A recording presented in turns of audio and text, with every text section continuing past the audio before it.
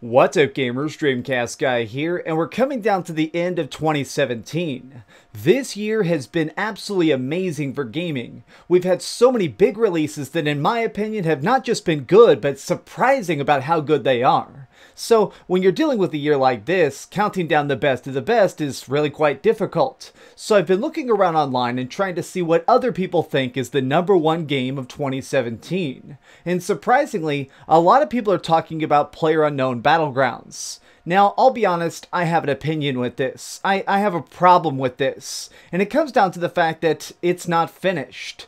This is in early access. Now, I'm not saying it's bad it's in early access, I'm just saying it's incomplete. Before a game comes out, there are a lot of times some major changes that take place, and that actually improves the experience. So to judge it before, in my opinion, it's fully done seems a little bit irrational. Let me give you an example about why I think this. Way back in the day, we're talking the early 2000s, I am one of the first people on the planet who got to play World of Warcraft. At this point, it was a very different experience. In fact, there were a lot of extra abilities that didn't make it to the full game because they really broke the balance. One of them in particular was called plains running. One of the races in World of Warcraft is called the Tauren. They're these big bull people. Well, they couldn't figure out what they should ride. Everybody else had horses or raptors or something that they could ride into battle. But if your character is 500 pounds of solid muscle, what do you ride?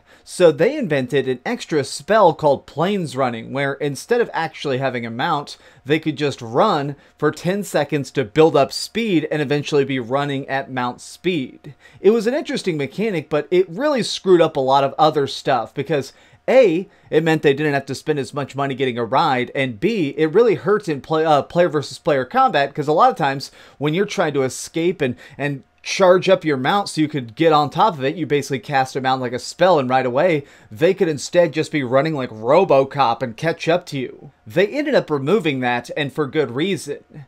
Before a game comes out, you do extensive testing to see what works and what doesn't. You try big effects, and if it doesn't work, you chop it out.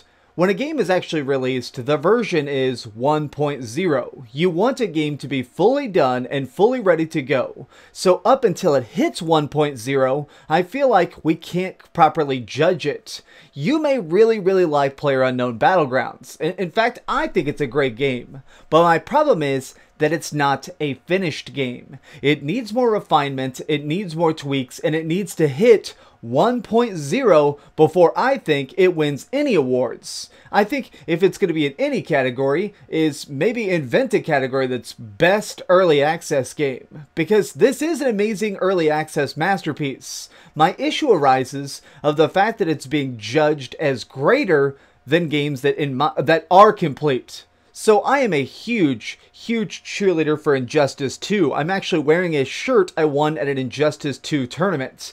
This game has a shockingly good story and really well balanced fighting. Now I know a lot of people are going to be like, yeah, fighting games never win Game of the Year. And that's true, they don't. And I'm fine with that, because they are very simplistic. By comparison, even the best fighting game isn't going to compare to a freaking masterpiece like BioShock. They're just on totally different levels.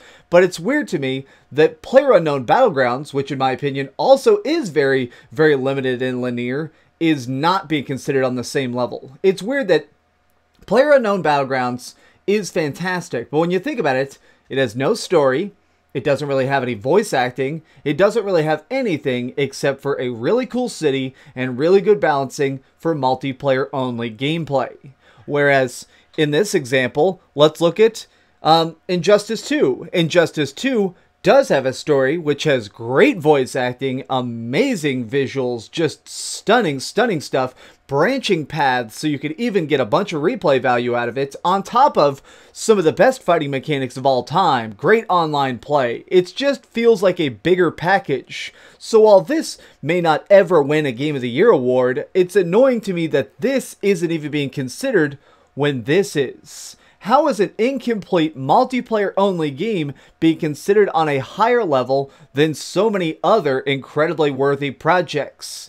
How is Hellblade: Senua's Sacrifice not being considered for Game of the Year? Now, I'm talking across the board Game of the Year. That may be technically a tiny independent project by Ninja Theory, but that, in my opinion, is leaps and leaps abound above Player Unknown Battleground. It's just kind of aggravating to me to see an incomplete title make it on this list. When I'm talking about Mario Odyssey, I am talking about how refined it is. The levels are fantastic, each world has such a great theme to it, on top of the fact that the controls are so stellar. So when I'm judging that, I can judge every single aspect as harshly as I want, and it comes up properly, because it's done. They've done so much extensive experimentation to make sure the Mario we got was the perfect one they could deliver. It's not about patches, it's not about DLC. Mario Odyssey stands the test of time, and it's going to be talked about for a long time. I guess that's what really pisses me off most, if we're being totally honest, is I think it just comes down to the fact that this is early access. It can change fundamentally since then. It could end up winning Game of the Year this year, and probably will from several major websites, and then be totally different from then on. Now, I'm not asking them to like freeze it in time, but it's so annoying to me, the idea of awarding a project over its rivals when it could be fundamentally completely reworked later on. Okay, I'm going to give you a completely ridiculous example here, but just stick with me. Let's talk about Star Wars Battlefront 2. Okay, that game sucks. We all know it's messed up. Even Disney is having to go in and threaten EA to get it to even be less sucky.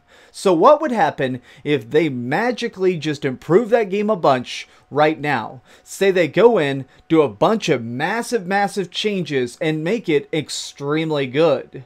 At what point do we judge it? Do we judge it as the best game of the year now and say, hey, it's this cool first-person shooter in space with cool mythology, the story mode we asked for, and no microtransactions? Or do we know that in the coming months they're going to be bringing back pay-to-win aspects? This game is fixed for the moment, but for how long? Where along the path do we actually judge it? It's just becoming so murky, and it's kind of annoying to me. So my job is to review video games, and it's kind of hard sometimes because I'm being handed a game, I break it down, beat every single aspect of it, and try and digest what I think it is. Really try and get down to the core of what is good and what is bad. But we're now in an age where after you review something, it can be completely different. At what point do I have to say, alright, this is just a completely different game, I don't know what to say?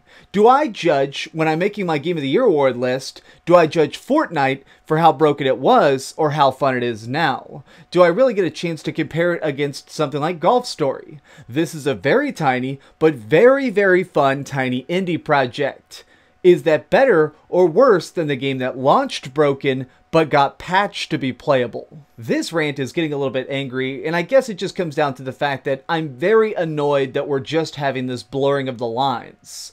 Game studios want you to give them money as early as possible, but then you don't want them to judge that as the final product. And then at the same time, when we judge it favorably, all of a sudden, yeah, that's what I intended all along. Say they released something like Silent Hills in early access. Now, I know that's ridiculous, but think about the fact that if we did actually get a giant, massive cool sequel to Silent Hill, but it came first in a very vertical slice. Say the version we got at first, you paid $20, it was 1/4 of the town, the story didn't make sense, everybody's mouth just flapped and you'd hear like a guy mumbling into a mic for the voice acting.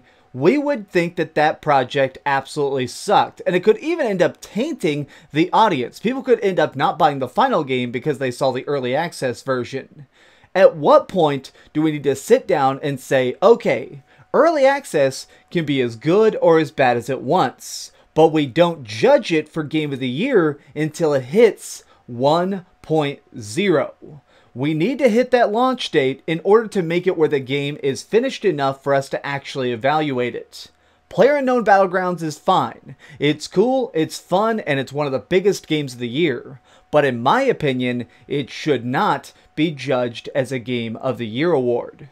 But that's just my 2 cents, and hopefully they're not too controversial. I'm seriously curious your thoughts in the comments down below.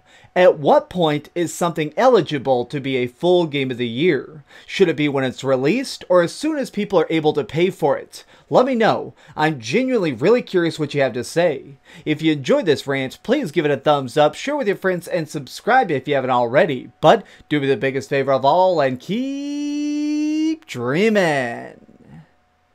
Man, this is just such a mess. Alright, now I'm going to go play some more Final Fantasy multiplayer, because that's a mess, but at least it's a fun mess. Oh, hey, I was just playing a little bit of Grand Theft Auto on my Darth Vader PSP.